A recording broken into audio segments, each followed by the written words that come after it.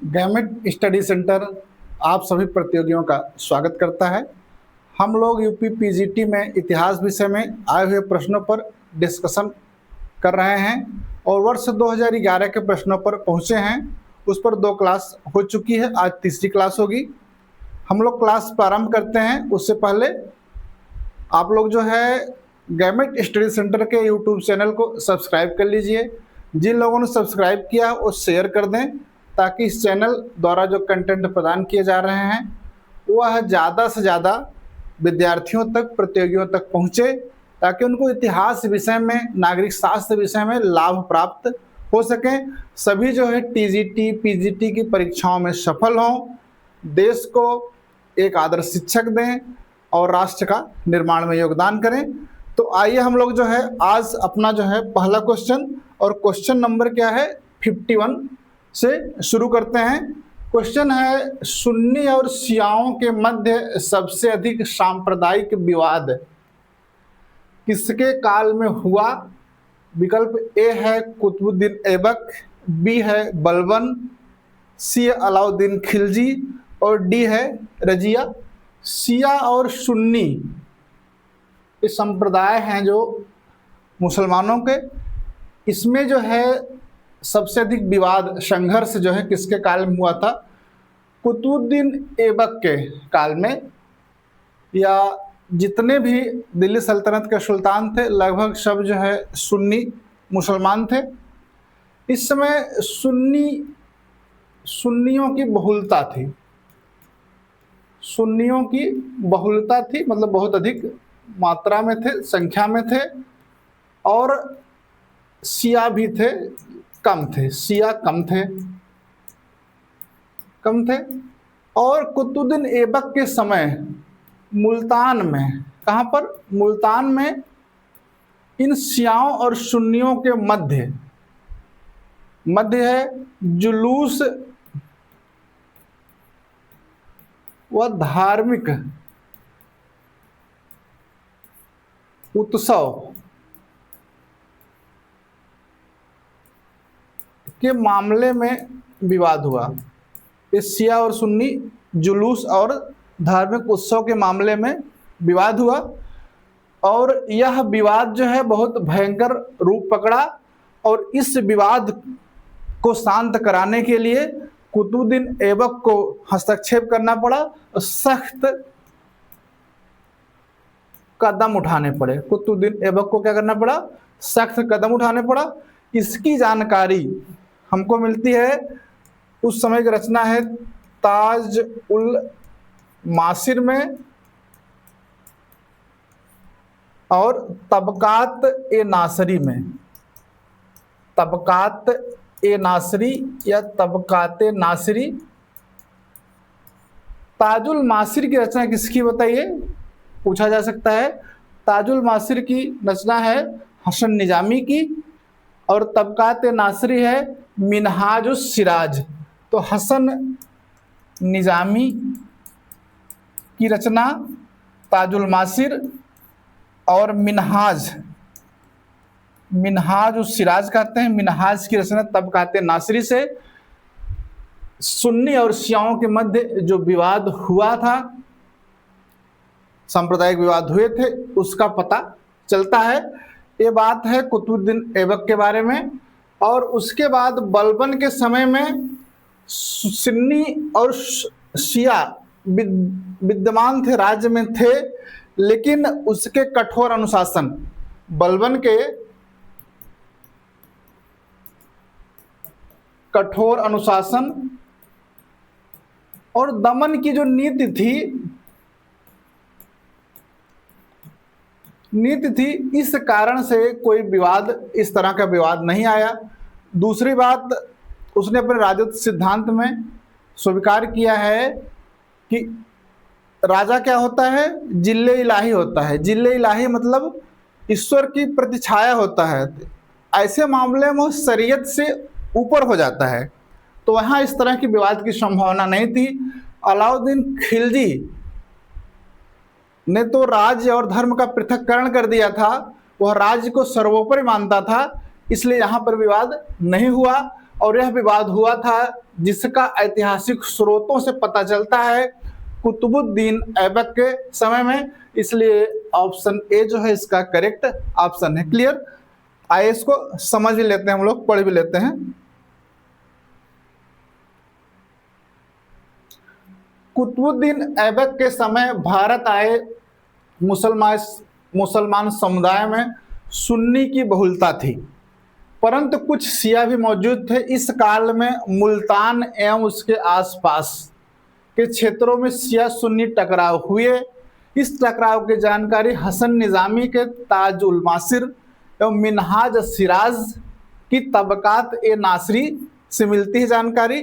शियाओं और सुन्नियों के बीच जुलूस व धार्मिक अनुष्ठानों को लेकर हिंसक संघर्ष हुए। इन संघर्षों में कई लोग मारे गए और स्थिति इतनी बिगड़ गई कि कुतुबुद्दीन ऐबक को हस्तक्षेप करके सख्ती से रोकना पड़ा। यद्यपि बलबन के समय शिया और सुन्नी मौजूद थे, लेकिन बलबन के कठोर अनुशासन एवं दमन नीति के कारण खुला संघर्ष या दंगा नहीं हुआ। बलबन स्वयं कठोर सुन्नी था। वह जिल्ले इलाही की अवधारणा अपनाकर शाही अधिकार को धार्मिक से ऊपर दिखाना चाहता था। उसने सुल्तान को शरीयत से भी ऊपर माना और उलेमा या धार्मिक गुट को सत्ता में हस्तक्षेप नहीं करने दिया। अलाउद्दीन खिलजी के काल में किसी विशेष शिया सुन्नी विवाद का उल्लेख नहीं मिलता है। इस तरह से संभावित विवाद को अलाउद्दीन ने कड़े प्रशासन एवं कठोर कानूनों से समाप्त कर दिया। क्लियर हुआ? शिया सुन्नी विवाद की जानकारी कहाँ मिलती? कुतुबुद्दीन ऐबक के काल में। अलाउद्दीन खिलजी के आर्थिक सुधारों का मुख्य कारक था ए है हिंदुओं को सजा देना, बी है एक शक्तिशाली सेना का निर्वाह करना, सी है जनता की संतुष्टि हेतु, डी है अपनी सांप्रदायिक महत्वाकांक्षाओं की पूर्ति के लिए। अब इसको समझना है तो हमको अलाउद्दीन खिलजी के राजत्व को समझना पड़ेगा। अलाउद्दीन खिलजी का जो राजत्व था वह 3 बिंदुओं पर अवलंबित था। अवलंबित माने आधारित था। एक थी निरंकुशता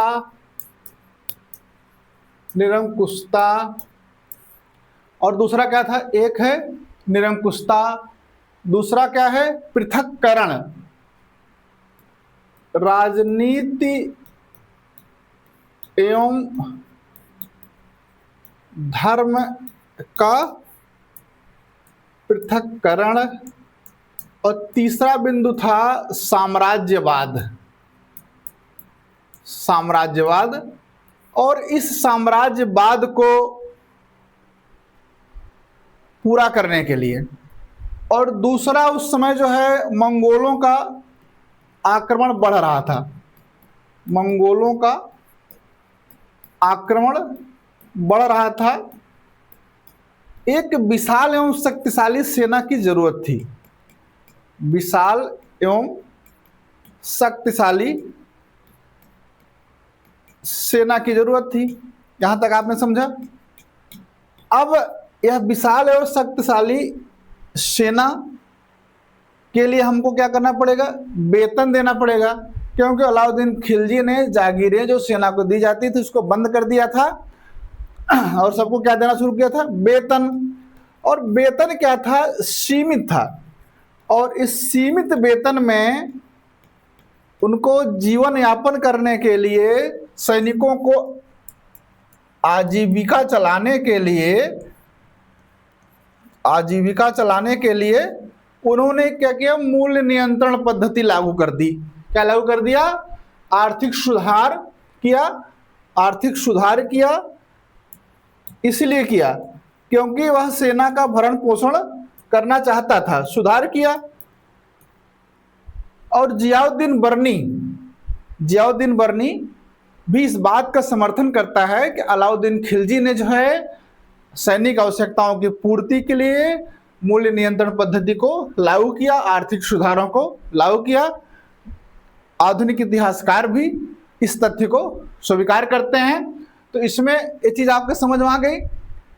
आप इसे बी विकल्प देखिए, एक शक्तिशाली सेना का निर्वाह करना था आर्थिक सुधारों का उद्देश्य, इसलिए इसका जो है ऑप्शन बी करेक्ट है। आइए देखते हैं।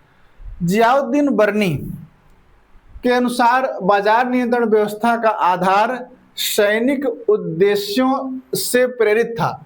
अलाउद्दीन खिलजी ने साम्राज्य विस्तार के लिए एक विशाल सेना संगठित की थी जो लगभग 4.75 लाख सैनिकों पर आधारित थी। इस सेना पर होने वाले खर्च पर कमी लाने के उद्देश्य से अलाउद्दीन ने सैनिकों का वेतन निर्धारित कर दिया। अतः आवश्यक था कि सैनिकों की सीमित वेतन में ही दैनिक आवश्यकताओं की वस्तुएं उपलब्ध कराई जा सके। अतः वस्तुओं के मूल्य को निर्धारित करने की आवश्यकता पड़ी। यह स्मरणीय है कि अलाउद्दीन ने के समय मंगोलों के निरंतर आक्रमण हो रहे थे। इनसे रक्षा के लिए भी बड़े पैमाने पर धन की आवश्यकता थी, सेना की आवश्यकता थी। इस तरह से अलाउद्दीन का उद्देश्य राजकोष पर अधिक बोझ डाले बिना अपनी सैनिक आवश्यकताओं को पूरा करना था। हमीमुद्दीन की खैरुल मजालिस एक पुस्तक है, खैरुल मजालिस किसने लिखा है?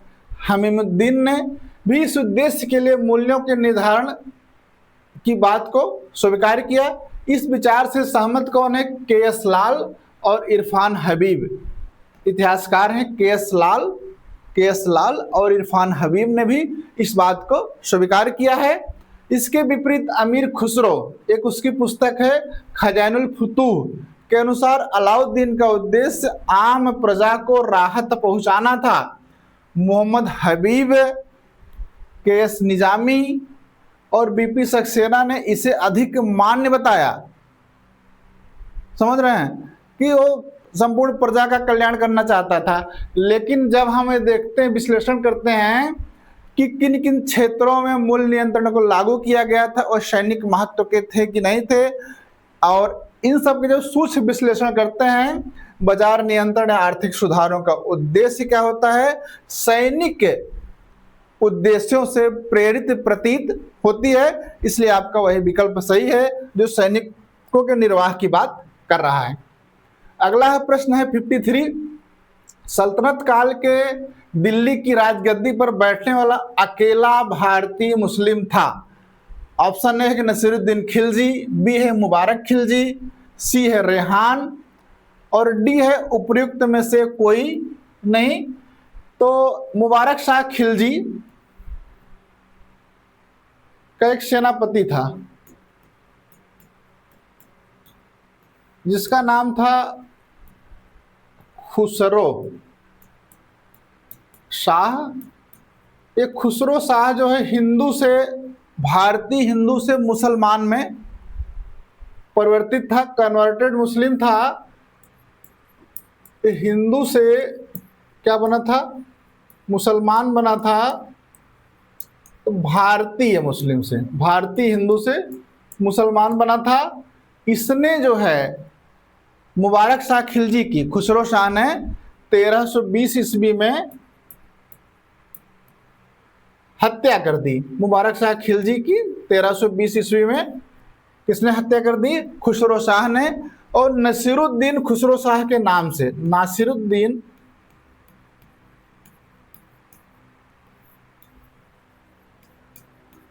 खुसरो शाह के नाम से गद्दी पर बैठा। तो इसमें देखिए विकल्प में नसीरुद्दीन खुसरो शाह नहीं है, नसीरुद्दीन खिलजी है। तो हम लोग इसी विकल्प को चूज करते हैं। ऑप्शन ए इसका करेक्ट है। फिर ये जब 4.5 माह तक शासन किया तो 1320 में ही, 1320 ईस्वी में ही दीपालपुर के सूबेदार थे, राज्यपाल थे। कहाँ के? दीपालपुर के गाजी मलिक। गाजी मलिक ने नसीरुद्दीन खुसरो शाह की हत्या कर दी और हत्या करके इन्होंने जो है गयासुद्दीन तुगलक के नाम से सत्ता संभाली। गयासुद्दीन तुगलक के नाम से सत्ता संभाली और तुगलक वंश की स्थापना की। यहाँ पर एक और जो आपका प्रश्न बनता है कि तुगलक वंश के संस्थापक कौन था, उसका भी उत्तर यहाँ से आपको मिल जाता है। और प्रथम जो है भारतीय मुसलमान जिसने सत्ता संभाली थी वो था कौन? नसीरुद्दीन खुसरो शाह, जो विकल्प एम दिया है। रेहान ने भी प्रयास किया था, लेकिन उसको सफलता नहीं मिली थी। सफलता नसीरुद्दीन खिलजी नसीरुद्दीन खुसरो शाह को मिली थी। समझ गए? ये देखिए गैमेट के प्लेलिस्ट है पीजीटी प्रवक्ता, वर्ष 2003 के दूसरी क्लास के क्वेश्चन नंबर 47 में एक क्वेश्चन था, पैगंबर के सेनापति की उपाधि का उपयोग किस सल्तनत के सुल्तान के लिए किया जाता है? तो पैगंबर के सेनापति की उपाधि नसीरुद्दीन खुसरो शाह के मिली थी। उस प्रश्न की जब व्याख्या में जाएंगे तो आपको सभी चीजें स्पष्ट रूप से प्राप्त हो जाएंगी। आगे चलें। प्रश्न संख्या है 54, अलाउद्दीन खिलजी ने कौन सा कर नहीं लगाया? अलाउद्दीन खिलजी ने कौन सा कर नहीं लगाया? ए है खराज, बी है घरी, सी है किस्मत है खोती और डी है चराई। देखिए एक खराज क्या होता है? एक खराज होता है हिंदुओं से लिया जाता है भूमि कर है। ये भूमि कर है। भूमि कर कितना लेते थे? 50%, मतलब उपज का 1/2 भाग लेते थे। इसी से संबंध में एक प्रश्न पूछता है, मसाहत का प्रयोग किसने किया? मसाहत क्या होता है? उसने क्या किया? खराज को प्राप्त करने के लिए माप कराई भूमि की माप कराई और उपज के आधार पर जो है उसने जो है निर्धारित किया कर की दर, और इसे नकद और जींस दोनों में लिया जाता था। और वह जो है घरी भी लेता था। घरी माने आवास पर कर लेता था अलाउद्दीन खिलजी।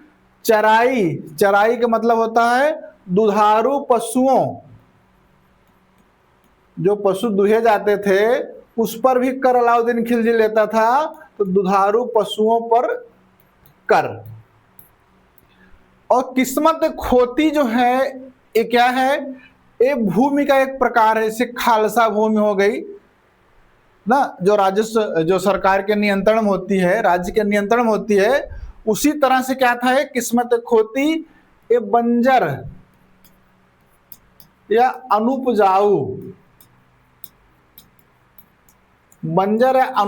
जो भूमि होती थी, जो किस्मत खोती कहते थे। इस पर अस्थायी रूप से खेती नहीं की जा सकती है, तो यह कर के अंतर्गत नहीं आता है ना। कर पूछ रहा है और नहीं पूछ रहा है तो ऑप्शन सी पे जाइएगा, किस्मत खोती भूमि का एक प्रकार है, एक कर नहीं है। समझ गए?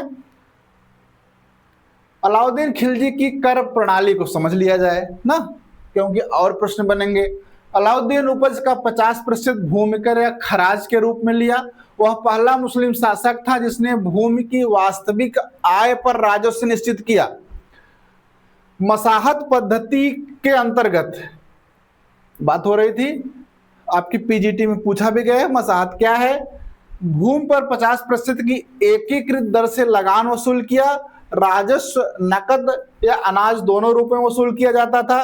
राजस्व के अतिरिक्त अलाउद्दीन खिलजी ने आवास कर, घरी कर, चराई कर, दुधारू पशुओं पर कर तथा करी या करही एक अन्य कर भी लिया था।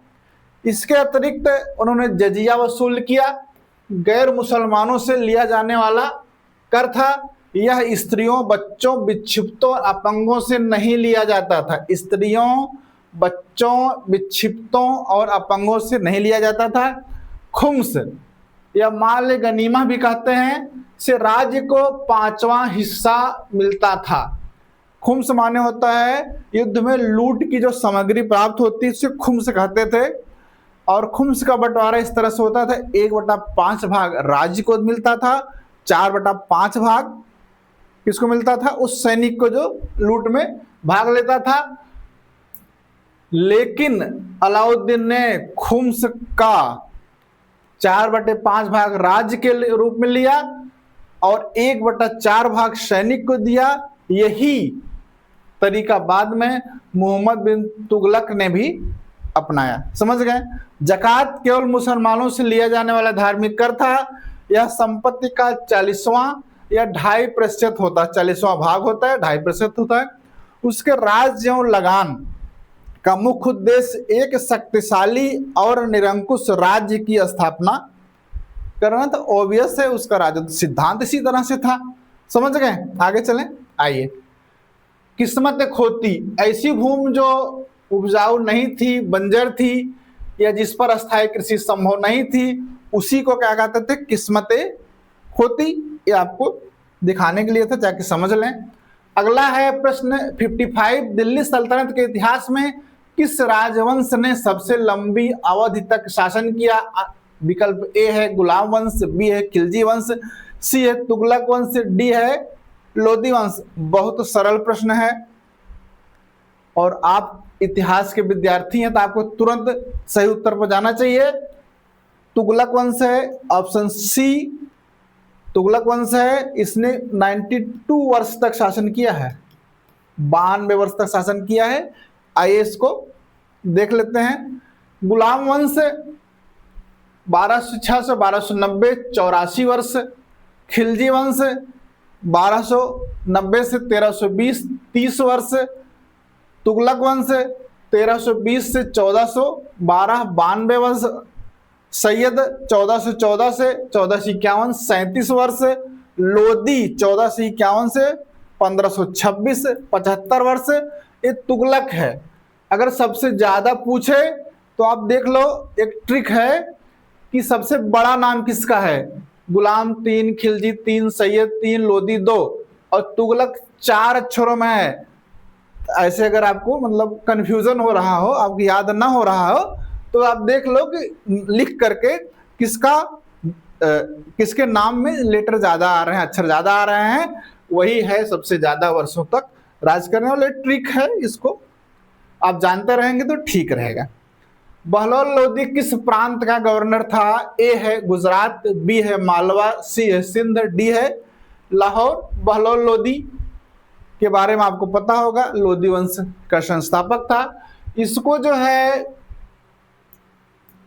सरहिंद का राज्यपाल या गवर्नर बनाया गया था। फिर बाद में लाहौर को भी उसके अधीन कर दिया गया था। लाहौर को भी बहलोल लोदी के अधीन किया गया। इसमें देखिए विकल्प है, विकल्प डी है लाहौर, ऑप्शन डी है यही करेक्ट ऑप्शन है। आइए इसको पढ़ लेते हैं तेजी से। बहलोल लोदी के पिता मलिक काला खिज्र खां के समय दौराला के राज्यपाल थे। यही दौराला में ही बहलोल लोदी का जन्म हुआ था और जन्म के समय जो है इनकी मां की मृत्यु हो गई थी और सिजेरियन से इनको पैदा किया गया था, ऑपरेशन करके इनको पैदा किया गया था। बहलोल का लालन पालन उसके चाचा इस्लाम खां ने किया। इस्लाम खां के बाद सुल्तान मोहम्मद शाह ने बहलोल लोदी को सरहिंद का सूबेदार नियुक्त किया। बाद में लाहौर भी उसके अधीन कर दिया। उसने आसपास के क्षेत्रों को जीतकर अपनी शक्ति में वृद्धि की। अंतिम सैयद वंश के शासक थे कौन? अलाउद्दीन आलम शाह 1443 से 1450। इसको याद रखिएगा क्योंकि जब पूछता है संस्थापक कौन थे लोदी वंश के, फिर पूछता है सैयद वंश के अंतिम शासक कौन थे जिसको हटा करके बहलोल लोदी ने अपनी सत्ता स्थापित की थी। अलाउद्दीन आलम शाह का अपने वजीर हमीद खां से विवाद हो गया, अतः हमीद खान ने बहलोल लोदी को दिल्ली के सिंहासन पर बैठने के लिए आमंत्रित किया। अलाउद्दीन आलम शाह दिल्ली में अपनी कमजोर स्थिति को देख करके बदायूं भाग गया। ज्योतिषियों द्वारा चुनी गई शुभ घड़ी में 19 अप्रैल 1451 ईस्वी में बहलोल लोदी सिंहासन रूढ़ हुआ। लोदी वंश की स्थापना की। यह पहला अफगान वंश था जिसने दिल्ली पर शासन किया। वह गिजलाई कबीले के साहू खेल शाखा से संबद्ध था। एक बार एक परीक्षा में पूछा गया है कि जो बहलोल लोदी था वह अफगानों की किस शाखा से संबंधित था, तो वह उत्तर आएगा शाहू खेल शाखा से संबंधित था। आगे चलते हैं। अगला प्रश्न है 57 दारुल हरब था। ऑप्शन ए है हिंदू राज्य क्षेत्र, बी है मुस्लिम राज्य क्षेत्र, सी है अरब राज्य क्षेत्र, डी है तुर्क राज्य क्षेत्र ना। देखिए, एक है दारुल हरब या दारुल हर्ब, एक होता है टर्म है दारुल इस्लाम। इस्लाम इसका मतलब होता है जहां मुसलमानों का शासन हो, जहां शरीयत लागू हो या मुस्लिम कानून लागू हो, मुस्लिम विधि से कार्य हो रहा हो, उसको कहते हैं दारुल इस्लाम। दारुल हर्ब वो कहते हैं जहां पर गैर मुसलमानों का शासन हो, उसे क्या कहते हैं दारुल हर्ब। अब विकल्प में देखिए, मुस्लिम राज्य क्षेत्र में मुसलमानों का शासक होगा, अरब में भी मुसलमानों का शासक था, तुर्क राज्य क्षेत्र में मुसलमानों का शासक था, हिंदू राज्य क्षेत्र ऐसा था जहां पर हिंदुओं का शासन था। इसलिए ऑप्शन ए इसमें क्या है करेक्ट ऑप्शन है, कोई कंफ्यूजन नहीं। आगे चलते हैं। क्वेश्चन नंबर 58 है, भारत के किस सल्तनत कालीन शासक ने इक्ता व्यवस्था प्रारंभ की? ऑप्शन ए है अलाउद्दीन खिलजी, बी है इल्तुतमिश, सी है बलबन और डी है उपयुक्त में से कोई नहीं। देखिए, अगर भारत में हम लोग कहेंगे भारत में इक्ता प्रणाली की प्रारंभ किसने किया? ये है मोहम्मद गोरी ने किया था। एकदम क्लियर रखिए, गोरी ने किया था, क्योंकि मोहम्मद गोरी आपने पढ़ा होगा ऐबक को हांसी का इक्ता प्रदान किया, शुरू किया होगा तभी इक्ता प्रदान करेगा। और ये पढ़ा होगा ऐबक ने इल्तुतमिश को सबसे महत्वपूर्ण बदायूं का इक्ता दिया था, वह बदायूं का इक्तादार था, ये भी समझा होगा। तो फिर इल्तुतमिश कहां से आते हैं? इल्तुतमिश आते कहां से हैं? उन्होंने क्या किया, एक सुनिश्चित नीति के तहत इक्तादारी को प्रशासन का अंग बनाया, प्रशासन का अंग बनाया। एक सुनिश्चित नीति के तहत इसको प्रशासन का अंग बनाया। इसीलिए कहा जाता है कि सल्तनत काल में इक्ता प्रथा की शुरुआत किसने किया था? इल्तुतमिश ने। ये ऑप्शन 20 में करेक्ट है। और दूसरा एक प्रश्न पूछा जाता है कि सल्तनत कालीन सुल्तान का नाम बताइए जिसने दोआब के महत्व को समझा हो। दिल्ली उसके आसपास का जो दोआब का क्षेत्र था उसका महत्व सबसे पहले इल्तुतमिश ने ही समझा था, और उसने वहां पर 2000 इक्ता में बांट दिया दोआब क्षेत्र को, और वहां पर 2000 तुर्क अधिकारियों की नियुक्ति कर दी। अगर प्रश्न पूछे दोआब के महत्व को किस सल्तनत कालीन शासक ने सबसे पहले पहचाना, तो तुरंत आपको क्या करना है, इल्तुतमिश को लगा देना है। यह प्रश्न बार बार आपकी परीक्षा देखिए पीजीटी 2000, पीजीटी 2004, पीजीटी 2005, ये तो यहाँ पूछा गया है किसने प्रारंभ किया, और लगातार क्वेश्चन पूछा गया इक्ता क्या है, एक भूक्षेत्र इसमें उत्तर आता है। तो यहां पर जाइए एक बार फिर से इसको देख लीजिए, स्पष्टता और बढ़ेगी। क्वेश्चन है 59, निम्नलिखित में से कौन एकमात्र सुल्तान था जिसने स्वयं को खलीफा घोषित किया? ऑप्शन है अलाउद्दीन खिलजी, बी है मुबारक शाह खिलजी, सी है फिरोज शाह खिलजी, डी है मोहम्मद बिन तुगलक। तो ये प्रश्न कर रहे हैं स्वयं को खलीफा घोषित किया, तो और सुल्तान अपने को क्या घोषित करते थे, उन्हें कौन सी उपाधियां मिलती, इसको समझा जाए। 1229 ईस्वी में सबको पता है बगदाद के खलीफा ने इल्तुतमिश को मानाभिषेक प्रदान किया और उन्हें उपाधि दी। क्या उपाधि? नासिर अमीर उल मोमनीन, मतलब खलीफा का इसका मतलब होता है खलीफा का सहायक। मतलब ये सब सुल्तान क्या थे? अपने को नासिर अमीर उल मोमनीन मानते थे, मतलब एक खलीफा का सहायक मानते थे। उसी कड़ी में जब मुबारक शाह खिलजी, ऑप्शन बी में जो दिया गया है वो आया, उसने स्वयं को क्या घोषित किया? खलीफा। जब खलीफा घोषित करेगा तो नासिर होगा वो? नासिर नहीं होगा तो क्या होगा वो? अमीर उल मोमनीन। अमीर उल मोमनीन मतलब स्वयं खलीफा घोषित किया और उसने उपाधि ली खलीफतुल्लाह की।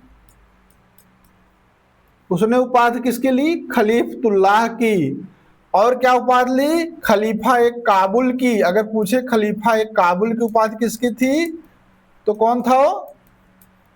मुबारक शाह खिलजी वंश का अंतिम शासक। और इसके साथ ही मुबारक शाह ने काम किया, अपने सिक्के व सिक्के और खुतबे पर क्या किया?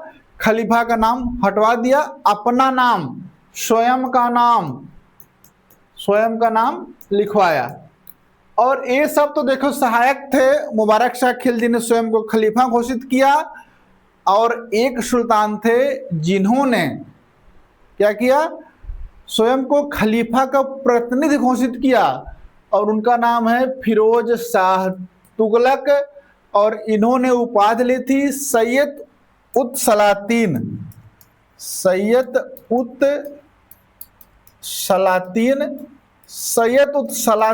की जो उपाधि है इसका मतलब होता है खलीफा का प्रतिनिधि। यह लिया था दिल्ली सल्तनत के एकमात्र सुल्तान फिरोज तुगलक ने। ये समझ गए? इससे पहले भी क्वेश्चन आ चुका है इस तरह से क्वेश्चन। उसके लिए आपका करना है प्लेलिस्ट पीजीटी प्रवक्ता में जाइए, वर्ष 2002 के तीसरी क्लास के 99 में, 2009 के चौथी क्लास के 76 में। इसको एक बार और देखकर क्लियर कर लीजिए। क्वेश्चन है 60, भारतवर्ष पर प्रथम मुस्लिम आक्रमण करता था। ऑप्शन है कि महमूद गजनवी, बी है सुबुक्तगीन, सी है मोहम्मद गोरी, डी है मोहम्मद बिन कासिम। समझ रहे हैं? अब इसमें आप समझिए मामले को।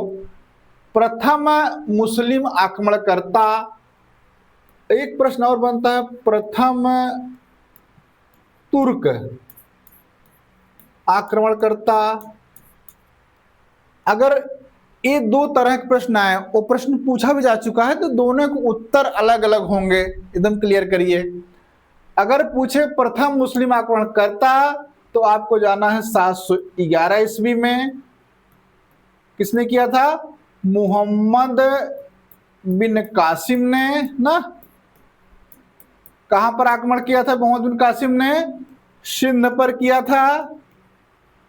और सिंध पर राजा कौन थे? दाहिर थे। दाहिर दहरिया नाम मिलता है। कारण क्या था कि अरब के लुटेरों ने उनके जहाज को लूट लिया था ना। लुटेरों ने उनके जहाज को लूटा था और दाहिर ने कोई एक्शन नहीं लिया। अगर ये पूछे प्रथम मुस्लिम आक्रमणकर्ता और विकल्प में मोहम्मद बिन कासिम दिया है तब उत्तर ए बनेगा। समझ गए? अगला है, अगर पूछे प्रथम तुर्क आक्रमणकर्ता तो उत्तर आएगा सुबुक्तगीन। इसने क्या किया था? 1987 में हिंदू शाही शासक जयपाल से युद्ध लड़ा था, जयपाल पर विजय प्राप्त की थी ना। और अगर मान लीजिए विकल्प में सुबुक्तगीन ना दिया हो और दिया क्या हो? महमूद गजनबी, इसका पुत्र महमूद गजनबी दिया हो, तब जाकर हमको क्या करना है, ऑप्शन महमूद गजनबी को लगाना है। क्वेश्चन सरल रहेगा, केवल आपको समझना पड़ेगा कि कौन सा विकल्प हम किन परिस्थितियों में चूज करें, चयन करें। समझिए, प्रथम मुस्लिम आक्रमणकर्ता पूछे, विकल्प में मोहम्मद बिन कासिम रहे तो लगा देना है। अगर प्रथम तुर्क आक्रमणकर्ता पूछे, विकल्प में सुबुक्तगीन रहे तो लगा देना है। अगर सुबुक्तगीन विजय में नहीं है विकल्प में, तो महमूद गजनबी को लगाना है, क्योंकि उसके बाद 997 से 1030 ईस्वी तक उसने अपना विजय कार्य भारत पर किया। इसके लिए क्या करना है आपको, देख लेते हैं एक बार। भारतवर्ष प्रथम मुस्लिम आक्रमणकर्ता मोहम्मद बिन कासिम था। 711 में उमैयद खलीफा अल हज्जाज की आज्ञा से मोहम्मद बिन कासिम ने सिंध, वर्तमान पाकिस्तान का भाग है, पर आक्रमण किया। इस आक्रमण का तात्कालिक कारण अरब व्यापारियों के जहाज को लूट लेना, उनके परिवारों को बंदी बना लेना था। उसने सिंध के शासक दाहिर को पराजित किया और सिंध क्षेत्र को अरब शासन के अधीन कर दिया। ठीक, सुबुक्तगीन को भारत पर आक्रमण करने वाला प्रथम तुर्क शासक माना जाता है। उसने क्या किया, 986 ईस्वी में हिंदू शाही वंश के शासक जयपाल से युद्ध किया, जिसमें जयपाल पराजित हुआ और सुबुक्तगीन ने पेशावर, लाहौर क्षेत्र पर अधिकार कर लिया। सुबुक्तगीन का आक्रमण सीमित था और उसने भारत में गहरी पैठ नहीं बनाई। उसके बाद उसका पुत्र महमूद गजनबी 997 से 1030 ने संगठित और बार बार कुल 17 बार आक्रमण किया और भारत को व्यापक रूप से प्रभावित किया। अब मुझे लगता है आपको पूरी तरह से स्पष्ट हो गया होगा क्या करना है। ठीक, आगे चलें। क्वेश्चन नंबर है 61। निम्न में से कौन एक महिला मध्य युग में शासिका नहीं रही? ऑप्शन ए है रजिया, बी है रानी रुद्रम्मा, सी है ताराबाई, डी है रोशन आरा। अब विकल्प एक एक विकल्प को आप समझते चलिए। इसको हम लोग रजिया इल्तुतमिश ने अपना उत्तराधिकारी बनाया था, रुकनुद्दीन फिरोज शाह के बाद वो गद्दी पर बैठी, सही है। रानी रुद्रम्मा ये वारंगल के काकतीय वंश की रानी थी और इन्होंने जो है शासिका के रूप में कार्य किया था, ये भी सही है। अगला है ताराबाई। जब जो है शिवाजी के मृत्यु के बाद राजा राम और संभाजी का मामला चल रहा था, तो बाद में 1700 में राजा राम की विधवा ताराबाई ने अपने 4 वर्षीय पुत्र क्या नाम था, शिवाजी द्वितीय को शासक बना करके राज्य किया है। और जब 1707 में औरंगजेब की मृत्यु हो गई, उसके बाद जब शाहू को दक्षिण से छोड़ा गया, उसके बाद इनकी सत्ता खत्म हुई है और शाहू का शासन शुरू हुआ है। और देखिए चौथा डी वाला विकल्प कौन है, रोशन आरा। ये रोशन आरा कौन थी? शाहजहां की पुत्री थी और उत्तराधिकार के युद्ध में औरंगजेब की समर्थक थी। औरंगजेब की समर्थक थी, चाहती थी बादशाह औरंगजेब बने, इसलिए इसमें डी ऑप्शन करेक्ट है। आगे चलें। क्वेश्चन नंबर 62 है। 15वीं शताब्दी में कागज के प्रचलन से लघु चित्रों में एक अभूतपूर्व परिवर्तन आया। इस परिवर्तन को लाने के जिम्मेदार थे, ऑप्शन ए है तुर्क, बी है अरब, सी है चीनी, डी है पुर्तगाली। देखिए 15 शताब्दी से पूर्व लघु चित्र माने होता है हमारे यहाँ मिनिएचर पेंटिंग होती है। तो 15वीं से पूर्व, 15 एक कट ऑफ कर लेते हैं, इससे पहले क्या था? पहले जो हमारे चित्र थे वो किस पर बनाए जाते थे? ताड़पत्र पर, भोजपत्र पर, कपड़े पर ऐसे बनाए जाते थे। इसकी जो रेखा होती थी, ये रेखा क्या होती थी, रेखाएं जो खींची जाती चित्र बनाने के लिए वो मोटी होती थी और सीमित होती थी। इसको जो रंग होते थे वो हल्के और मध्यम होते थे, हल्के और वो मध्यम होते थे इसके जो रंग जो प्रयोग किए जाते थे। और विषय, ये कब की बात है, कागज के प्रयोग से पहले इसके विषय क्या होते थे, धार्मिक होते थे। और ये धार्मिक विषय संबंधित होते थे जैन धर्म से, बौद्ध धर्म से और हिंदू धर्म से। समझ गए। अब चलिए हम लोग 15वीं शताब्दी का कटाफ देखते हैं। कागज का प्रयोग शुरू हो गया। जब कागज का प्रयोग शुरू हो गया तब चित्र किस पर बनेंगे, बताइए। स्वाभाविक है कागज पर बनेंगे। जब कागज पर चित्र बनेंगे तो रेखा खींचना कैसा हो जाएगा, वेरी फाइन हो जाएगी, नहीं, अति सूक्ष्म हो जाएगा, अति सूक्ष्म और नाजुक, नाजुकता दिखेगी। और इसके रंग कैसे होंगे, रंग कैसे होंगे, चमकीले हो जाएंगे, गहरे हो जाएंगे। और कागज के प्रयोग में हम विविध रंगों का प्रयोग करते हैं, विविधता आ जाएगी रंगों में। समझ रहे हैं। ये रेखा हो गया, ये रंग हो गया। और विषय तो जो धार्मिक आ रहे थे, धार्मिक विषय वो तो थे ही, प्लस फारसी शैली के प्रभाव से, किस शैली के, फारसी शैली के प्रभाव से दरबारी और लौकिक, दरबारी व लौकिक जीवन का चित्रण होने लगा। और ये जो चित्र हैं, जो चित्रण हो रहा है, समझिए, ये जो चित्र हैं, ये जो चित्रण हो रहा है, इस चित्रण को किन कलाकारों ने बढ़ाया है उसको समझना है। तो तुर्क, मंगोल और फारसी चित्रकारों ने इस नवीन फारसी शैली को विकसित किया, जिसकी विशेषता आपने देख लिया। कागज का प्रयोग तो सूक्ष्म नाजुक रेखाएं, चमकीले गहरे, विविधता वाले रंग, विषय धार्मिक के साथ में दरबारी और लौकिक जीवन के। इसको किसने किया, तुर्क, मंगोल और फारसी चित्रकारों ने। इस परिवर्तन को लाने के जिम्मेदार कौन थे, ऑप्शन एम देखिए, तुर्क आपको दिख जाएंगे, उसी को आप जाकर टिक करिएगा। क्वेश्चन आपका 101% सही होगा। समझ रहे हैं। आगे बढ़े, देख लीजिए 15वीं शताब्दी से पहले लघु चित्र ताड़पत्र, भोजपत्र आदि पर बनाए जाते थे। चित्र की रेखाएं मोटी और सीमित, रंग हल्के और मध्यम, विषय मुख्यतः धार्मिक, जैन, बौद्ध, हिंदू से संबंधित थे। 15वीं शताब्दी के बाद कागज के प्रयोग के बाद कागज पर चित्रण का कार्य प्रारंभ हुआ।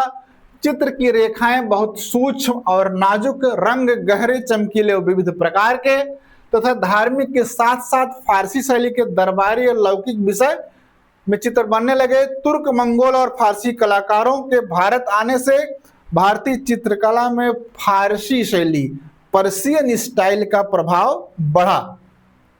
इससे लघु चित्रों में नई रंग योजना, परिधान, फूल पत्ती, नक्काशी और नाजुक रेखांकन आया। गुजरात और राजस्थान के जैन समुदायों ने धार्मिक ग्रंथों, कल्पसूत्र, कल्पद्रुमा पर सुंदर लघुचित्र बनाए। इस तरह से 15वीं शताब्दी में कागज के प्रचलन के कारण लघुचित्रों अभूतपूर्व परिवर्तन आया। इस परिवर्तन के पीछे मुख्य भूमिका फारसी कलाकारों और भारतीय जैन चित्रकारों की थी। आई थिंक अब आपको बेहतर तरीके से समझ में आ गया होगा। आगे चलते हैं। क्वेश्चन है 63, किस यात्री ने अपनी पुस्तक में विजयनगर में प्रचलित सती प्रथा का उल्लेख किया है? ऑप्शन ए है अब्दुल रज्जाक, बी है निकोला कोंटी, सी है डेमिना पेइज, डी है उपर्युक्त में से कोई नहीं। विजयनगर में सती प्रथा का उल्लेख किया था डुआर्टे बारबोसा ने किया था, नुनीज ने किया था, नुनीज ने किया था, और फ्रेडरिक सीजर ने किया है। किसने किया है? फ्रेडरिक सीजर ने किया है। और किसने किया है? पेट्रा डोला वेला, पेट्रा डोला वेला, इन लोगों ने किया है।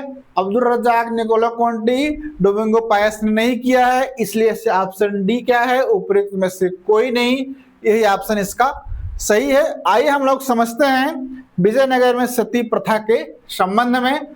विजयनगर साम्राज्य में सती प्रथा विद्यमान थी। सती प्रथा स्वैच्छिक थी। सामान्यतः यह प्रथा राज परिवार एवं नायक परिवार के स्त्रियों तक ही सीमित थी। नोट इट, इस लाइन को नोट करिए, राज परिवारों एवं नायक परिवार के स्त्रियों तक ही सीमित था। 1354 ईस्वी के एक अभिलेख में माला गौड़ा नामक महिला का अपने पति के मृत्यु के बाद सती का सहगमन करके स्वर्गारोहण का उल्लेख है।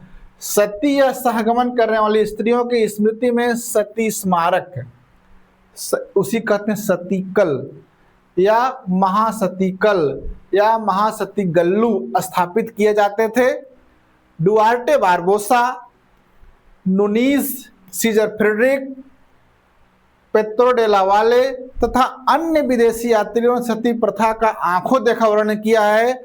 बारबोसा ने लिखा है सती प्रथा लिंगायतों, चट्टियों और ब्राह्मणों में प्रचलित नहीं थी। डुआर्टे बारबोसा ने क्या लिखा है? सती प्रथा लिंगायत, चट्टियों और ब्राह्मणों में प्रचलित नहीं थी। आगे चलते हैं हम लोग, अगला प्रश्न लेते हैं। प्रश्न है 64, निम्न को तिथि क्रमानुसार व्यवस्थित कीजिए। एक है खानवा के युद्ध, 2 है पानीपत का प्रथम युद्ध, 3 है घाघरा का युद्ध, 4 है चंदेरी का युद्ध। पूछ रहे हैं कौन पहले हुआ था, उसके बाद में कौन सा हुआ था। देखिए पानीपत का प्रथम युद्ध कब हुआ था, ये डेट आपको एग्जैक्ट याद हो, 1526 में। यह युद्ध किसके किसके बीच हुआ था? बाबर और इब्राहिम लोदी के बीच हुआ था।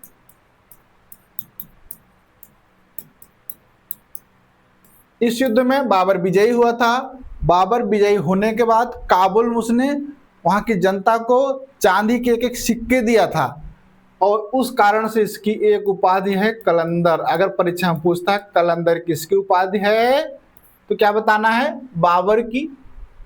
अगला है खानवा का युद्ध, उसके बाद हुआ था 1528 में, जब बाबर ने उस युद्ध के बाद निश्चित कर लिया कि उसको भारत में रुकना है। तो यह युद्ध हुआ था बाबर के बीच में और राणा सांगा के बीच में। यह सबसे पानीपत से भी ज्यादा महत्वपूर्ण युद्ध था, उससे ज्यादा उसको संघर्ष करना पड़ा। इस युद्ध में विजय करने के लिए उसने क्या किया? जिहाद, जिहाद का नारा दिया। जिहाद का नारा कब दिया जाता है? जब जो है हम किसी क्षेत्र को दारुल हर्ब से दारुल इस्लाम बनाना चाहते हैं तो जिहाद का नारा दिया। और उसके बाद मुसलमानों पर एक कर लगता था तमगा, तमगा कर से मुक्त कर दिया सैनिकों को। और जब ये जीता, इस युद्ध को जीता, खानवा के युद्ध को, तब बाबर ने गाजी की उपाधि धारण की। किसकी? गाजी की उपाधि धारण की। तो इस युद्ध के संबंध में इतनी महत्वपूर्ण बातें थी। अगला क्या है? चंदेरी का युद्ध। और इस चंदेरी का युद्ध कब हुआ था? चंदेरी का युद्ध हुआ था, ये 26 था, इसको सही कर लीजिए, ये है 27, 1527 में। ये 1528 में हुआ था चंदेरी का युद्ध। किसके बीच हुआ था? मेदिनी राय, मेदिनी राय वहां के शासक थे, उनसे और बाबर के बीच हुआ था। इस युद्ध में भी जिहाद का नारा बाबर द्वारा दिया गया था, और जब इस युद्ध को जीत लिया तो राजपूत के कटे हुए सिरों के मीनार बनवाए थी। राजपूतों के सिरों से मीनार बनवाया, इतने ज्यादा सिर काट दिए। अगर पूछ ले किस युद्ध के बाद जो है बाबर ने मीनार बनवाया था राजपूतों के कटे हुए सिर से, तो चंदेरी का युद्ध था। घाघरा के युद्ध 1529 में हुआ था। यह जो है हुआ था बाबर और बिहार व बंगाल के अफगानों की संयुक्त सेना से। बिहार व बंगाल के अफगानों की संयुक्त सेना से।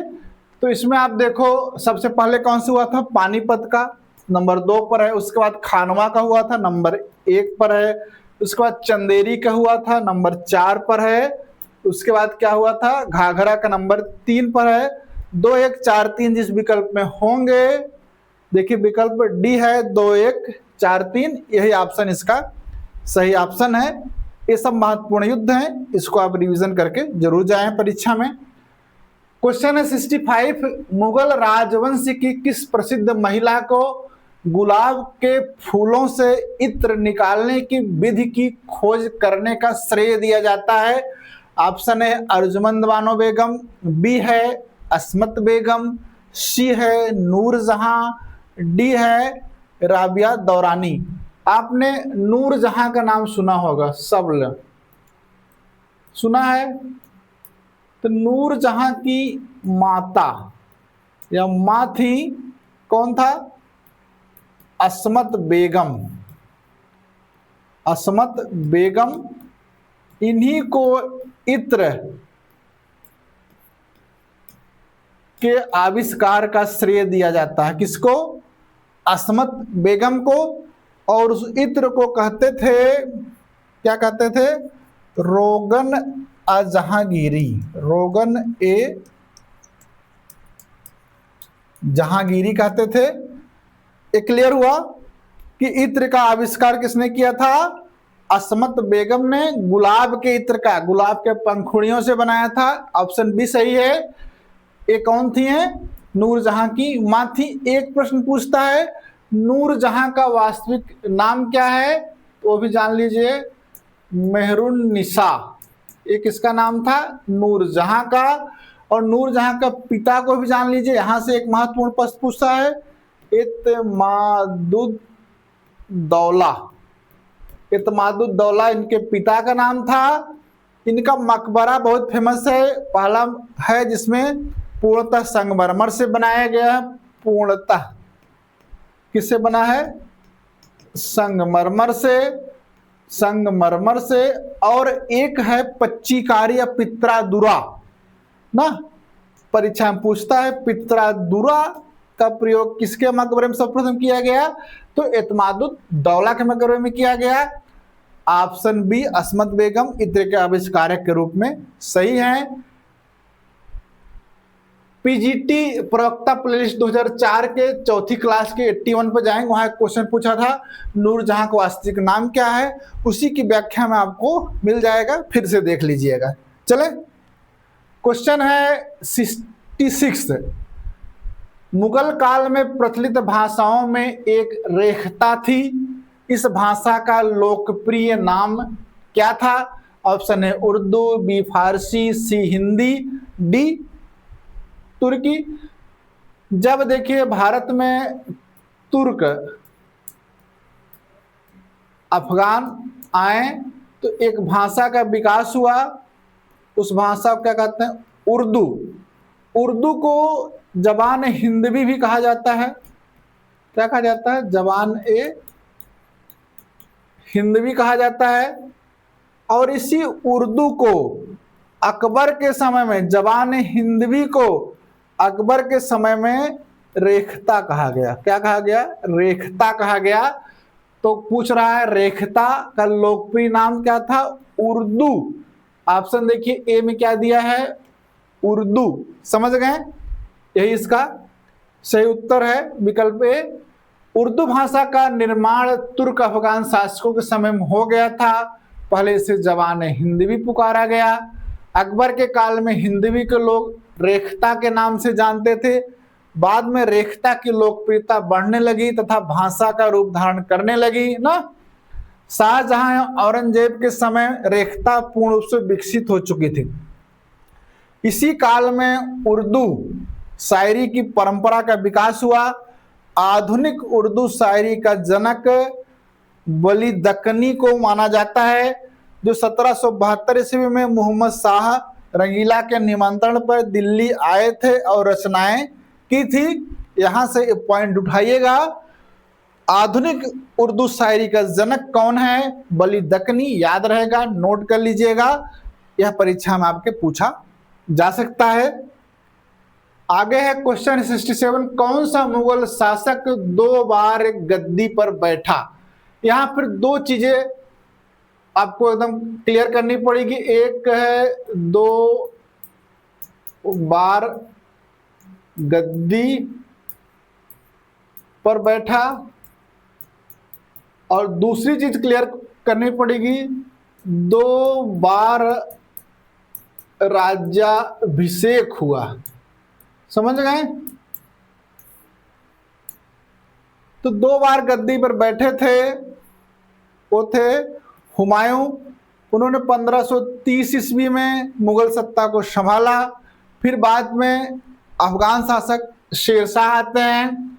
1539 में चौसा के युद्ध, और 1540 में बिलग्राम के युद्ध से जो पराजय होती है, उस पराजय के बाद इनको मुगल गद्दी छोड़ करके मध्य एशिया जाना पड़ता है। उसके बाद पुनः जो है बैरम खां की सहायता से अपनी शक्ति को संगठित करके ये दिल्ली के सिंहासन पर 1555 में बैठते हैं। 1530 में एक बार, 1555 में दूसरी बार। इसलिए हुमायूं इसमें ऑप्शन में करेक्ट है कि उन्होंने ही 2 बार गद्दी पर बैठे थे, और 2 बार राज्याभिषेक हुआ था औरंगजेब का।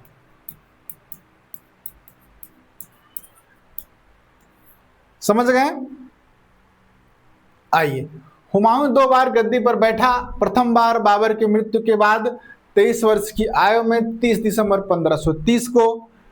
29 जून 1539 को हुमायूं शेर खां के बीच बक्सर के निकट चौसा का युद्ध हुआ। हुमायूं बुरी तरह पराजित हुआ। वह घोड़े सहित गंगा नदी में कूद गया और एक भिश्ती की सहायता से जान बचाई। इसलिए इसके उपकार से मुक्त होने के लिए एक दिन का शासक भी भिश्ती को बनाया था, आप लोगों को पता होगा। मई 1540 में कन्नौज बिलग्राम के युद्ध में शेरशाह द्वारा हुमायूं की निर्णायक पराजय हुई। वह निर्वासित जीवन जीने के बाध्य हुआ। कन्नौज से वह क्रमशः आगरा, दिल्ली, सिंध गया। अंततः बैरम खां की सलाह पर वह ईरान पहुंचा, जहां उसने शिया धर्म स्वीकार कर लिया। उसके बाद उसने कंधार और काबुल जीत लिया।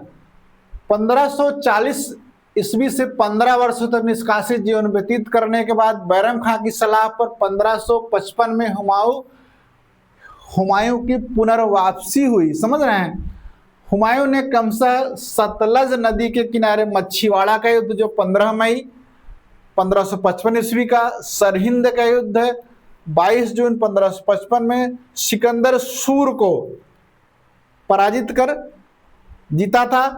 23 जुलाई 1555 को हुमायूं पुनः दिल्ली का शासक बना। उसके तुरंत बाद आगरा पर अधिकार कर लिया। यहां से एक प्रश्न बनता है कि हुमायूं ने शेर शाह के किस वंशज को पराजित करके दिल्ली की सत्ता पुनः प्राप्त की। तो क्या है, सिकंदर सूर या सिकंदर शाह सूर, यहां से लीजिएगा, आपका उत्तर एकदम करेक्ट रहेगा। आइए क्वेश्चन नंबर है 68 है, सदर उस सुदूर मुगलों के अधीन मंत्री था। ए युद्ध का, बी व्यापार का, सी वित्त का, डी धर्म एवं परमार्थ का। सदर सुदूर से न्यायाधीश या धर्म की सबकी बात आती है। डी है इसमें धर्म एवं परमार्थ का कार्यों का। आइए इसको देखते हैं। सदर सुदूर धार्मिक मामलों में बादशाह का सलाहकार होता था। उसका प्रमुख कार्य था दान पुण्य की व्यवस्था करना, धार्मिक शिक्षा की व्यवस्था करना, विद्वानों को कर मुक्त भूमियों वजीफा प्रदान करना, इस्लामिक कानूनों के पालन की समुचित व्यवस्था करना। इसे शेख उल इस्लाम भी कहा जाता था। सदर उस सुदूर को मुगल काल में शेख उल इस्लाम भी कहा जाता था। सदर उस सुदूर को कभी कभी मुख्य काजी का पद दिया जाता था, अर्थात जब वह न्याय का भी काम करता था तब उसे काजी उल कुजात कहा जाता था। अकबर के समय यह पद अलग अलग व्यक्तियों को प्रदान किया गया था। मतलब कोई व्यक्ति जो धर्मार्थ के साथ में न्याय का भी काम कर रहा है तब उसको काजी उल कुजात कहा जाता था।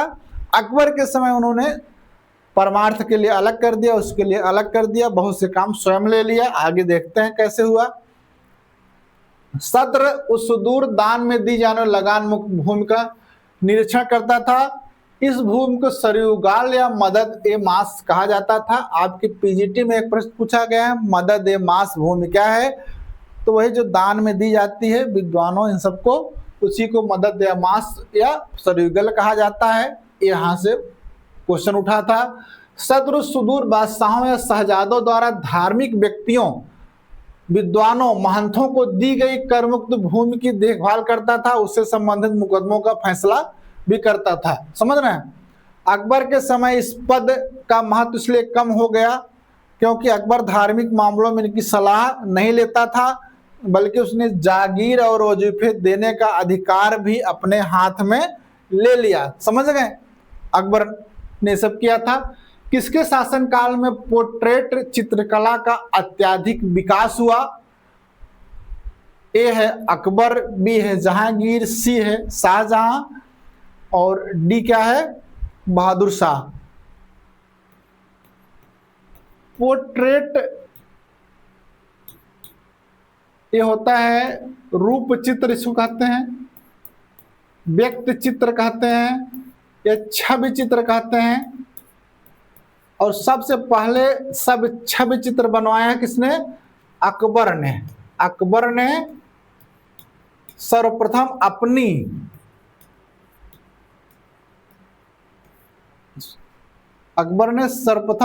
अकबर ने अपना पोर्ट्रेट बनवाया।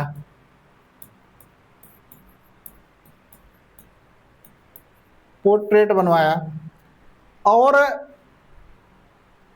इन लोगों ने, अकबर ने और जहांगीर ने छवि चित्रों का एक पूरा एल्बम बनाया था। एल्बम को फारसी शब्दावली में मुरक्का कहते हैं। क्या बनवाया था? मुरक्का बनवाया था, एल्बम बनवाया था। और सबसे ज्यादा जो है पोर्ट्रेट चित्र का अत्यधिक विकास और अत्यधिक मात्रा में बने थे जहांगीर के समय। इसलिए जहांगीर के काल को कहते हैं पोर्ट्रेट चित्रकला का स्वर्णकाल कहते हैं। पोर्ट्रेट चित्रकला का स्वर्णकाल कहते हैं। ये क्या है? Golden period of portrait painting कहते हैं।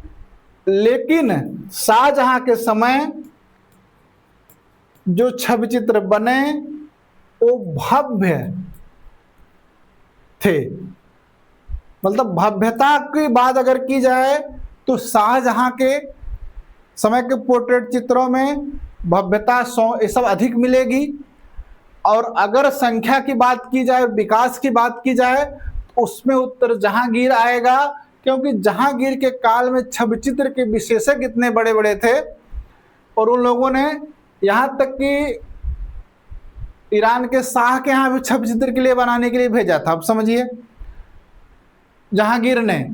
और इसलिए इनके काल को कहते हैं golden period of portrait painting कहते हैं।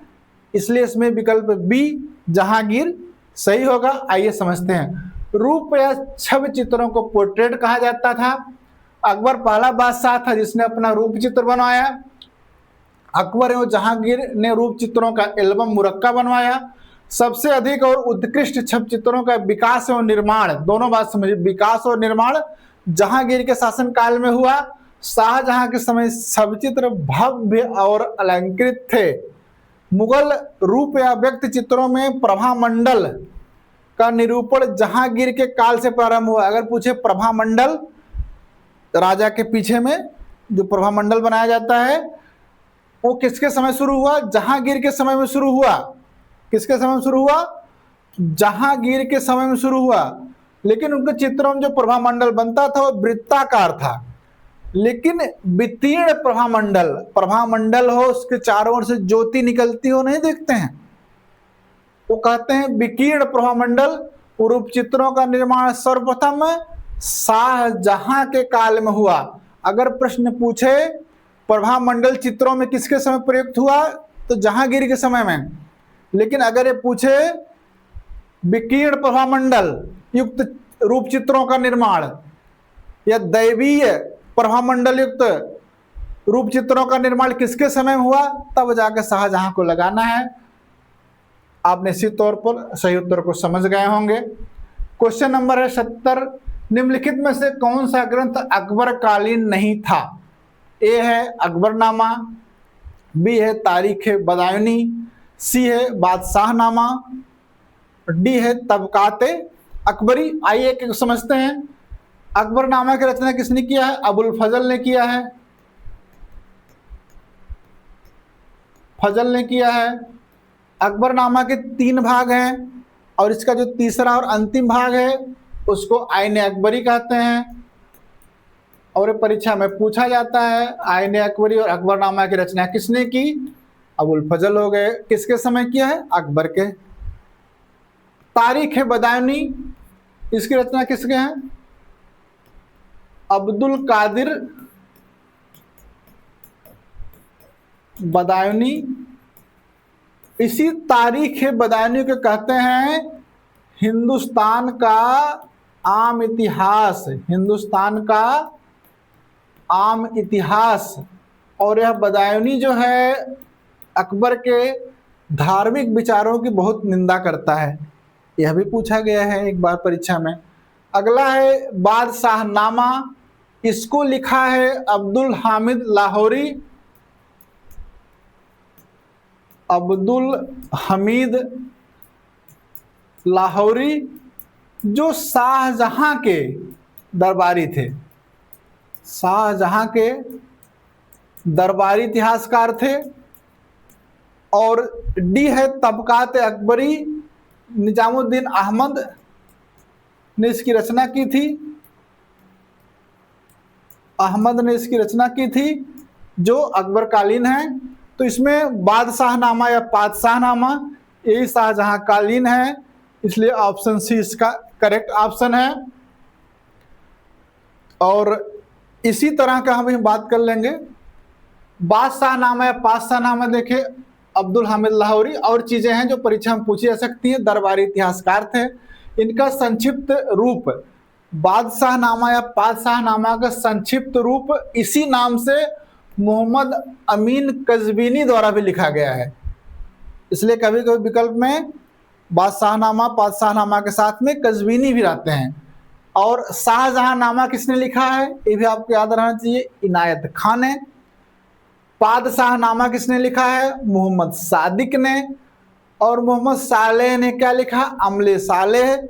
मोहम्मद अमीन कज़वीनी शाहजहां के समय प्रथम सरकारी इतिहासकार था जिसने अपनी पुस्तक को शाहजहां के शासनकाल के 10 वर्षों का वर्णन किया है। प्रथम सरकारी इतिहासकार थे। एक बार आपके पीजीटी 2002 में पूछा गया था और इसमें जो है पुस्तकों के नाम दिया गया था, उसमें उसके लेखकों का नाम दिया गया था और पूछा था कौन अकबर कालीन नहीं थे, उनमें अब्दुल हामिद लाहौरी थे। इसलिए आप 49 वर्ष 2002 वाले में जाकर देख लीजिएगा, वह क्वेश्चन आपको मिलेगा।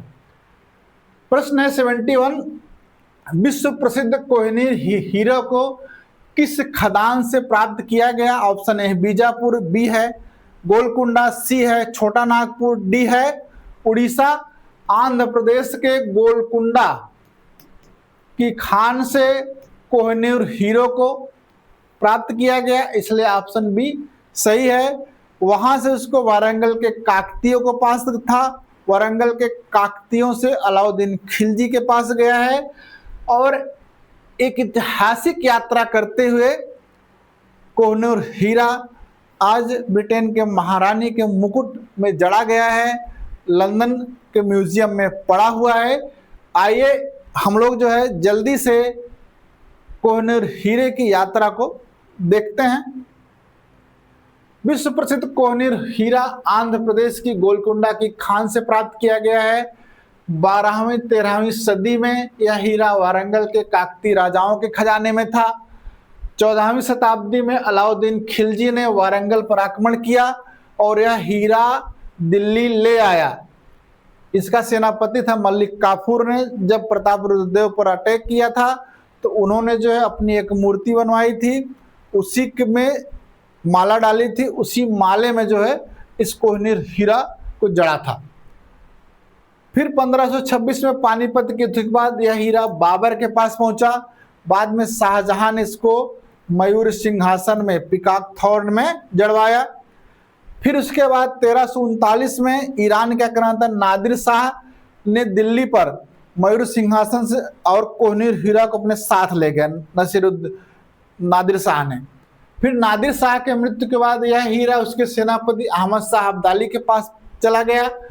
फिर यह अफगानिस्तान के शासकों के पास कई पीढ़ियों तक रहा। 1813 में अफगान शासक शाह शुजा ने यह हीरा महाराजा रणजीत सिंह को दिया। फिर आ गया रणजीत सिंह की मृत्यु तक लाहौर के खजाने में रहा। फिर जब 1849 में दूसरा आंग्ल मैसूर युद्ध हुआ, उसमें जो संधि हुई, उस संधि में वह हीरा अंग्रेजों को दिया गया और भारत से लंदन पहुंच गया। फिर 1850 ईस्वी में इसे इंग्लैंड की महारानी विक्टोरिया को भेंट किया गया। आज कोहिनूर हीरा ब्रिटेन के लंदन टावर में ब्रिटिश क्राउन में जड़ा हुआ सुरक्षित है। यह ब्रिटिश शाही आभूषण का हिस्सा है। आपने कोहिनूर हीरे की अथक यात्रा को देख लिया है। आगे क्वेश्चन नंबर 72 है, निम्न में से किसे मुगल प्रशासन में अमीरों का मुख्य माना जाता था? ए है दीवान आला, बी है मीर बख्शी, सी है सदर सुदूर, डी है काजीउल कुजात। ये देखो सेना का हो गया, ये धर्मार्थ न्याय का हो गया। तो मुख्य कौन हो गया? दीवान आला इसमें है, ऑप्शन ए इसमें सही है। आइए इसको जल्दी से देख लेते हैं। मुगल काल में दीवान अशरफ या दीवान आला राजस्व विभाग का प्रमुख और वित्त मंत्री होता था। यह वजीर एक खिलाफत भी कहा जाता था। इसका मुख्य कार्य राजस्व संग्रह, सैन्य खर्च और अमीरों और मनसबदारों को वेतन और जागीर प्रदान करना था। अमीरों को मिलने वाली जागीरों, वेतन की देखरेख एवं बंटवारा दीवान आला करता था। वह अमीरों की सेना मतलब घुड़सवार और सैनिकों की संख्या और खर्च का लेखा जोखा रखता था। वह अमीरों की आर्थिक स्थिति को नियंत्रित करने तथा उनकी शक्ति को बादशाह के अधीन रखता था। कौन? दीवान आला। समझ गए? अब आगे आइए, अगला क्वेश्चन है 73। मुस्लिम औरंगजेब को जिंदा पीर आलमगीर के नाम से पुकारते थे, इसका कारण, इसका क्या कारण है जिंदा पीर आलमगीर कहते थे? ए है औरंगजेब द्वारा पुनः कर लगाया गया, बी संगीत को दरबार में स्थान न देना, सी है औरंगजेब का सात्विक जीवन, डी है इनमें से कोई नहीं। औरंगजेब ने क्या किया था? इस्लामी जो कानून थे, इस्लामी कानूनों का अक्षरशः पालन किया। उसका जो जीवन क्या था? वो सात्विक था,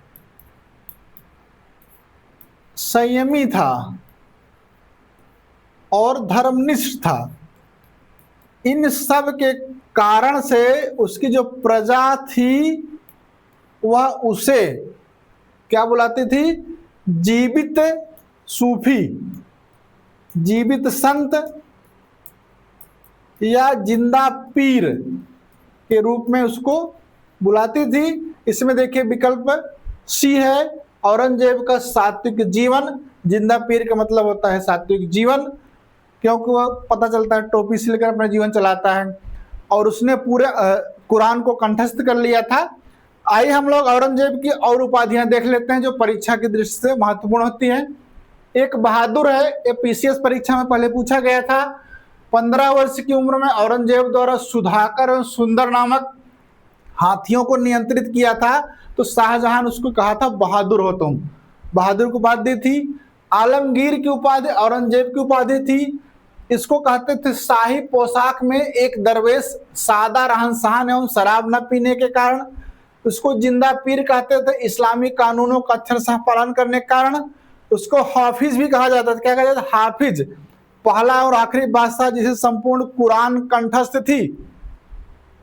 और सल्तनत में जाएंगे तो कुरान खां कुतुबुद्दीन ऐबक को कहा जाता था, उसको भी कुरान की आयतें कंठस्थ थी। समझ गए? अबुल मुजफ्फर मुहिउद्दीन औरंगजेब बहादुर आलमगीर बादशाह गाजी। जब बादशाह होता है तब इसकी उपाधि देखे, अबुल मुजफ्फर मुहिउद्दीन औरंगजेब बहादुर शाह आलमगीर बादशाह गाजी की उपाधि धारण करता है। अगला चलते हैं, क्वेश्चन नंबर 74। तुजुक ए बाबरी का लेखक कौन है? ऑप्शन ए है बाबर, बी है हुमायूं, सी है अबुल फजल, डी है तुजुक ए बाबरी। यह आत्मकथा है, इसको आत्मकथा है, इसको बाबरनामा भी कहते हैं, बाबरनामा भी कहते हैं, इसको ताजिकात ए बाबरी कहते हैं। आपके ताजिकात ए क्या कहते हैं? बाबरी। टीजीटी में एक बार पूछा गया था ताजिकात ए बाबरी क्या है, समझ गए? तो ये आत्मकथा है। किसकी आत्मकथा है? बाबर की है। और एक महत्वपूर्ण जो बार बार पूछा जाता है, किस भाषा में लिखी गई है? तो तुर्की भाषा में लिखी गई है। लेकिन बाबर तुर्की और फारसी दोनों जानता था, मसनवियों की रचना की है उसने। समझ गए? यह प्रश्न पहले पूछा गया है, पीजीटी प्रवक्ता प्लेलिस्ट जाइए 2010 में 5वीं क्लास के 105 में, इसको फिर से देख लीजिए तो वहां आपको पता चलेगा इसके अनुवाद किन किन भाषाओं में किसने किया है, वह भी परीक्षा में पूछा जाता है। प्रश्न है 75। निम्नलिखित में से कौन सी पुस्तक फिरोज तुगलक की आत्मकथा है? ऑप्शन ए है फुतुहात फिरोज शाही, बी है तारीख फिरोज शाही, सी है क्या है दलाइल फिरोज शाही, डी है उपयुक्त में से सभी। तो फिरोज शाह की जो आत्मकथा है ऑप्शन ए उसमें सही है। क्या है? फुतुहात फिरोज शाही। ये किस में लिखी गई है? फारसी में लिखा गया है। ऑप्शन ए सही है। आइए इसके बारे में हम लोग देख लेते हैं। फिरोज शाह तुगलक की आत्मकथा फुतुहात फिरोज शाही है, जिसमें 32 पृष्ठ हैं, फारसी में लिखी गई है। इसका अर्थ है फिरोज की विजय, लेकिन इसमें किसी भी विजय का उल्लेख नहीं है। तबकाते अकबरी के लेखक हैं निजामुद्दीन अहमद के अनुसार वास्तव में यह फिरोजाबाद की जामा मस्जिद के भीतर एक अष्टभुजाकार मीनार पर फिरोज द्वारा अंकित एक शिलालेख है। फिरोज ने आत्मकथा के 8वां अध्याय पत्थर पर खुदवा दिया। अफीफ भी फिरोज की आत्मकथा का उल्लेख करता है। हेनरी इलियट और एल्फिंस्टन ने फिरोज को सल्तनत युग का अकबर कहा है। मतलब एक एडिशनल आप जानिए कि सल्तनत युग का अकबर किसे कहा जाता है? तो फिरोज शाह तुगलक को, फिरोज तुगलक को कहा जाता है। किसने कहा है? हेनरी इलियट और एल्फिंस्टन ने। इस तरह से हम लोगों ने आज जो है पीजीटी इतिहास 2011 की तीसरी क्लास समाप्त की है। और आप लोग इस पूरी क्लास में बने रहें और अपना फीडबैक आप अवश्य दीजिएगा। और फीडबैक आपका माध्यम है लाइक और कमेंट से दीजिए। और आप लोगों ने जो है अच्छे से पूरी क्लास को समझा है, आप लोगों को बहुत बहुत धन्यवाद। अगली क्लास में हम लोग अतिशीघ्र मुलाकात करेंगे।